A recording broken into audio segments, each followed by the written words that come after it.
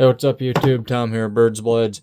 So today we're taking a look at this Benchmade bailout model number 537. It is a black box knife, so that's like their tactical version of knives. It does have a CPM M4 blade. Date of birth on this one is 12/30/2022, so you can see by no means is this a new knife. And the box is a little messed up here, you can see. That's because that is where the sticker was for this thing when it was for sale. They just slapped it right on the box. And this is how it ships out. It's literally just like every other Benchmade pretty much ever, or at least that I've got. It has a nice little foam manual, not manual, what is that thing? Owner's manual, I don't know, Life Sharp something. Yeah, care manual, alright. And then the little access tag here.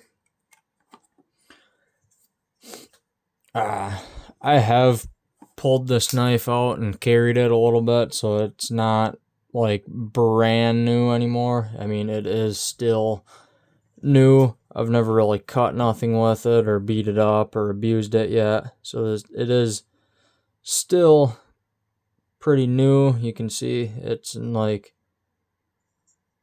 new condition, I guess.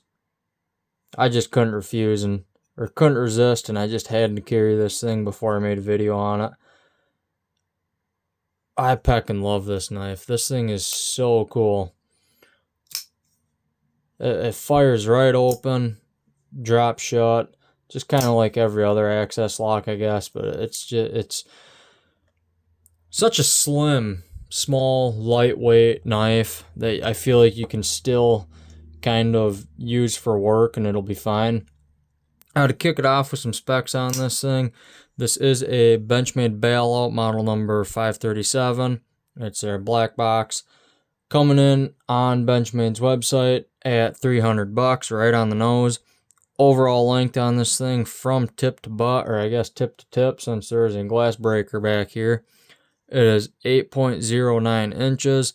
The blade length is 3.38 inches. Blade thickness, 0.09 inches. Closed length or handle length on this thing is coming in at 4.69 inches. Handle thickness, 0.41 inches. And then the weight of this knife is 2.7 ounces. So that is quite a light knife, honestly. That's really cool. It's super, super slim. I mean, it's under a ½ inch. And then on top of that, you can see that these are, if it'll focus, these are milled out. So these aluminum scales have like a milling going down them. Here, let me get a light on the subject.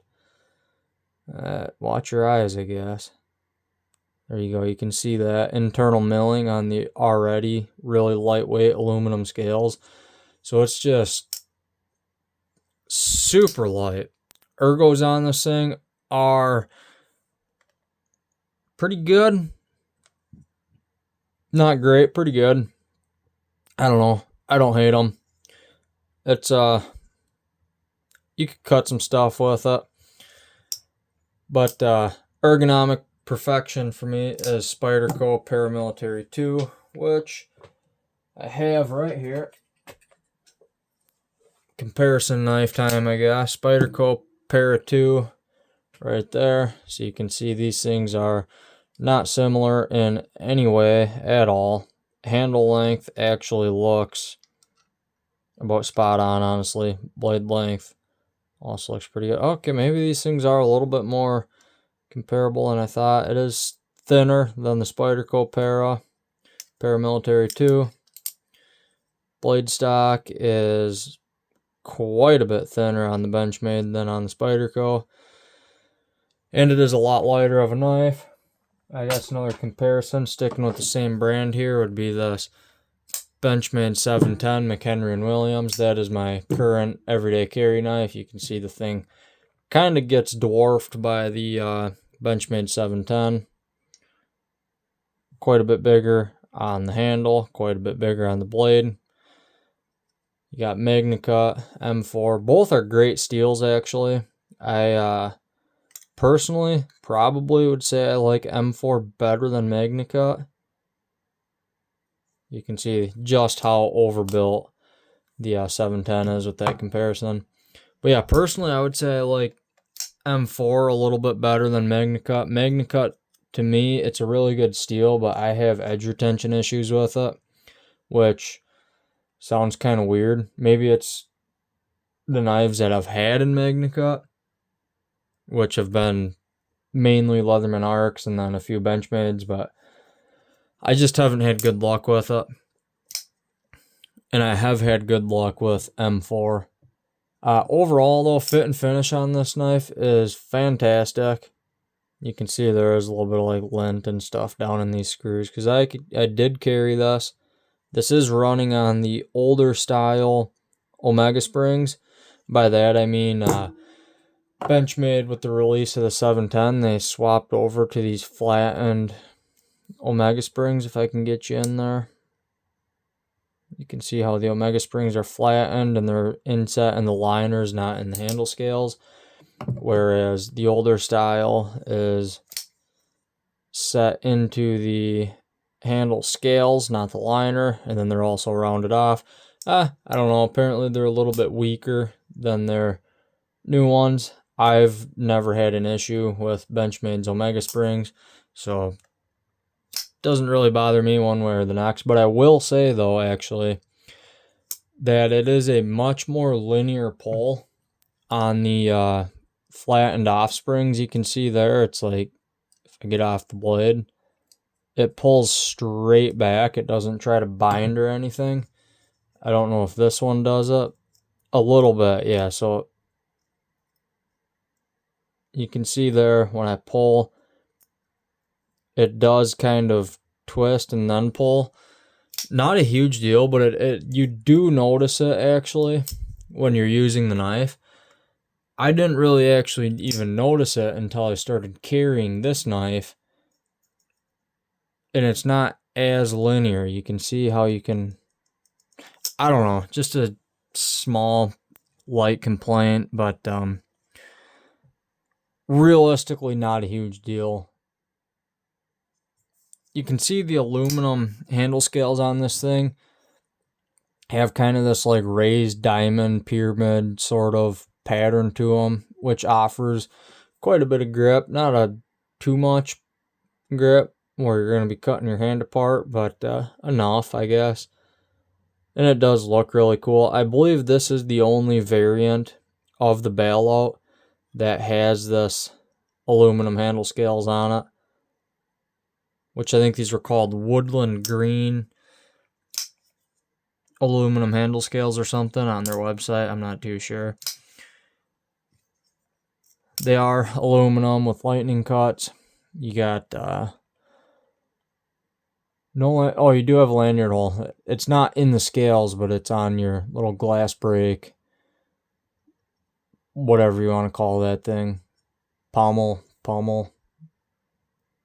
My brain ain't working. But yeah, you do have a lanyard hole. You do have an ambidextrous tip-up carry pocket clip. And it is their nice little short pocket clip.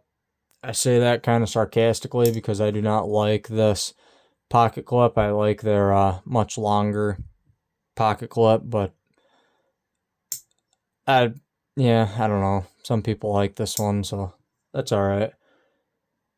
This thing is kind of a pocket shredder in a sense where it doesn't have a flat spot where your pocket clip would rest. It does just rest right on top of this pattern here, so it could maybe potentially shred your pockets up.